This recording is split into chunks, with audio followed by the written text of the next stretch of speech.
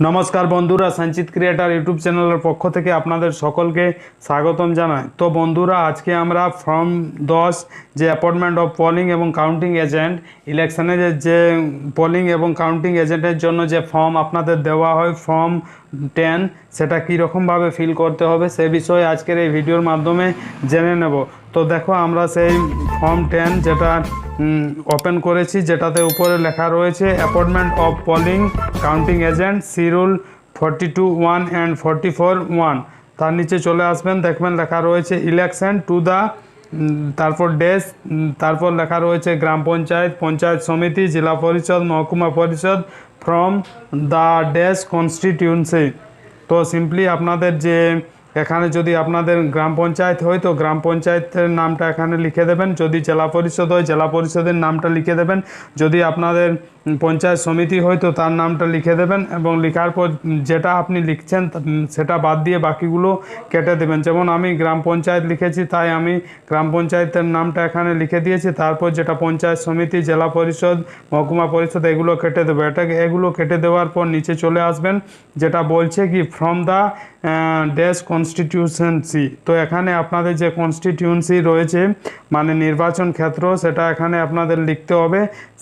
লেখার পর নিচে চলে আসবেন, যেটা নিচে রয়েছে আই। তো এখানে আপনাদের যে নেম, যেটা যদি ক্যান্ডিডেট হয় তো ক্যান্ডিডেটের নাম লিখবেন, যদি ক্যান্ডিডেট না হয় তো সিম্পলি যার নামটা রয়েছে বা যাকে এজেন্ট করা হচ্ছে পোলিং এজেন্ট তার নামটা এখানে লিখবেন। তো সিম্পলি সেখানে নামটা লিখবেন, লেখার পর এখানে যে ক্যান্ডিডেটের অপশান রয়েছে এটা কেটে দেবেন। কেটে দেওয়ার পর নিচে চলে আসবেন the election agent of Ramu Kumar. তো এখানে যে নামটা হবে এটা হবে ক্যান্ডিডেট যে দাঁড়িয়েছে বা যে প্রার্থী হয়েছে তার নামটা এখানে হবে, এবং উপরের যেটা নাম রয়েছে সেটা হবে যাকে পোলিং এজেন্ট করা হচ্ছে বা ইলেকশন এজেন্ট করা হচ্ছে। এরপর নিচে চলে আসবে, লেখা রয়েছে who is a candidate at the above election do here by appointment. তো এখানেও যে আরেকজন পোলিং এজেন্ট বা ইলেকশন এজেন্ট রয়েছে তার নামটা এখানে আপনারা ফিল করবেন। ফিল করার পর লেখা রয়েছে অফ, তারপর যে যার নামটা আপনি লিখেছেন তার যে অ্যাড্রেস, তার যে এপিক কার্ডে তার যে অ্যাড্রেস রয়েছে সেটা সঠিকভাবে এখানে ফিল করে নেবেন। যাকে পোলিং এজেন্ট আপনি করছেন বা ইলেকশন এজেন্ট বানাচ্ছেন তার, সেটা লেখার পর সিম্পলি চলে আসবেন, যেটাতে বলছে এজ এ পোলিং বা কাউন্টিং এজেন্ট। তো আপনি যেটা বানাতে চাইছেন পোলিং এজেন্ট না কাউন্টিং এজেন্ট সেটা সিলেক্ট করবেন, বাকি জিনিসটা আপনারা কেটে দেবেন। সেটা কেটে দেওয়ার পর ডান দিকে চলে আসবেন, লেখা আছে to attend polling station number. তো এখানে আপনাদের যে পোলিং স্টেশন নাম্বার সেটা আপনারা লিখবেন এবং অ্যাড দিয়ে আপনাদের যে প্লেস, পোলিং স্টেশনের যে প্লেসটা রয়েছে সেটা এখানে লিখতে হবে। তো সেটা লিখে দেবেন, লেখার পর চলে আসবেন, বলছে fixed for the poll on, যে ডেটে আপনাদের ইলেকশন বা ভোট হচ্ছে সেই ডেটটা এখানে লিখবেন, যেমন 8/7/2023। সেটা লিখে দেওয়ার পর আপনাদের এখানে রয়েছে অ্যাড টাইম। তো এখানে আপনাদের টাইমটা উল্লেখ করতে হবে। তো টাইমটা আমরা লিখে দিচ্ছি সকাল 6 AM 6 AM। এরপর নিচে রয়েছে his name is entered in the electoral roll of জজলং কনস্টিটিউয়েন্সি ইন পার্ট নাম্বার এত এবং সিরিয়াল নাম্বার। তো আপনি যার নামটা উপরে পোলিং এজেন্ট হিসাবে দিয়েছেন তার যে নাম সেটা ইলেকট্রাল রোল অফ কোন নির্বাচন ক্ষেত্রে বা কনস্টিটিউয়েন্সিতে রয়েছে সেটা এখানে লিখে দেবেন।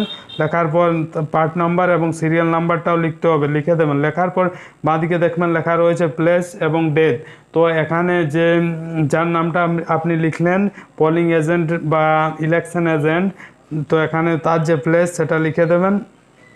লেখার পর সিম্পলি নিচে যে ডেট সেটাও লিখে দেবেন। লেখার পর ডান দিকে দেখো লেখা রয়েছে সিগনেচার অফ ক্যান্ডিডেট কিংবা ইলেকশন এজেন্ট। তো এখানে আপনার যেহেতু ইলেকশন এজেন্ট রয়েছে বা পোলিং এজেন্ট, তো সিম্পলি আপনারা তার সিগনেচারটা উপরে করিয়ে নেবেন।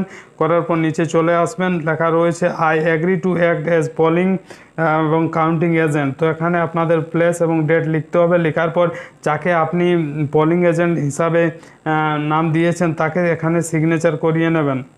সিগনেচার করার পর নিচে চলে আসবেন, দেখো লেখা রয়েছে declaration of polling counting agent to be signed before presiding officer. তো আপনাদের বলা হচ্ছে প্রিসাইডিং অফিসার যিনি থাকবেন তার পূর্বে আপনাদের নিচের যে সিগনেচার সেটা করতে হবে। দেখো বাঁদিকে লেখা রয়েছে ডেট, এখানে যে ইলেকশনের ডেট বা যে তারিখটা রয়েছে সেটা লিখবেন। লেখার পর ডান দিকে দেখো লেখা রয়েছে সিগনেচার অফ পোলিং বা কাউন্টিং এজেন্ট, এখানে যে আপনি পোলিং এবং কাউন্টিং এজেন্ট যার নাম লিখেছেন তাকে সিগনেচার করাবেন। এরপর নিচে রয়েছে সাইন বিফোর মি, এখানে যেটা সিগনেচার অফ প্রেসাইডিং অফিসার রয়েছে, এখানে সে যে প্রেসাইডিং অফিসার থাকবে সে সিগনেচার করবে এবং বাঁদিকে তার যে ডেট সেটাও সে লিখে নেবে। লেখার পর নিচে চলে আসবেন। এরপর এত সব করার পর আপনাদের যারা পোলিং এজেন্ট বা ইলেকশন এজেন্ট হিসাবে ফর্ম ফিল আপ করেছেন তাদের কাছে এরকম একটা ফরম্যাট দেওয়া হবে যে entry pass of polling agent, entry pass of polling agent দেওয়া হবে, এরকম ফরম্যাটে থাকবে। ডান দিকে সিরিয়াল নাম্বার থাকবে, এখানে সিরিয়াল নাম্বার লিখে নেবেন। এরপর রয়েছে entry pass of polling agent, নিচে রয়েছে আপনাদের অ্যাসেম্বলি কনস্টিটিউয়েন্সি নম্বর এবং নেম। তো এখানে আপনাদের যে কনস্টিটিউয়েন্সি নম্বর সেটা লিখে দেবেন এবং নামটা লিখবেন। লেখার পর নিচের দেখো লেখা রয়েছে পোলিং স্টেশন নম্বর এবং নাম। তো আপনাদের যে পোলিং স্টেশনের নাম্বার সেটা আপনারা লিখে দেবেন। লেখার পর যে পোলিং স্টেশনের নাম আমাদের যেমন জজলং প্রাইমারি স্কুল সেটা আমরা লিখে দিয়েছি। লেখার পর নিচে চলে আসবেন, নিচে রয়েছে নেম অফ দ্য ক্যান্ডিডেট। তো নিচে যে অপশানটা রয়েছে সেখানে যে ক্যান্ডিডেট বা প্রার্থী রয়েছে তার নামটা এখানে লিখতে হবে। লেখার পর নিচে চলে আসবেন, নিচে বলছে নেম অফ পোলিং এজেন্ট। তো পোলিং এজেন্ট হিসাবে আপনারা যার নাম দিয়েছেন বা যাকে চুজ করেছেন তার নামটা এখানে লিখে দেবেন। লেখার পর নিচে চলে আসবেন, নিচে বলছে name of relieving agent if any. যদি আপনাদের রিলিভিং এজেন্ট পোলিং এজেন্ট বাদে যদি আপনাদের রিলিভিং এজেন্ট কেউ থাকে তার নামটা এখানে আপনাদের লিখতে হবে, সেটা লিখে দেবেন। লেখার পর সিম্পলি আপনারা নিচে চলে আসবেন, ডান দিকে দেখবেন লেখা রয়েছে সিগনেচার অফ প্রেসাইডিং অফিসার। তো এখানে যে প্রেসাইডিং অফিসার থাকবে সে সিগনেচার করবে, তারপর আপনাদের এটা দেওয়া হবে।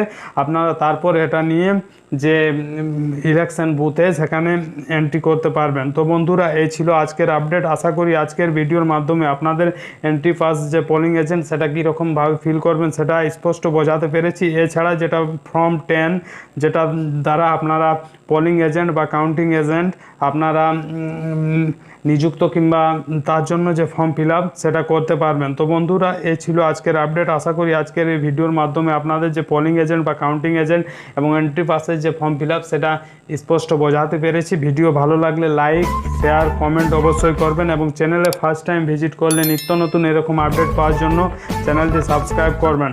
ধন্যবাদ।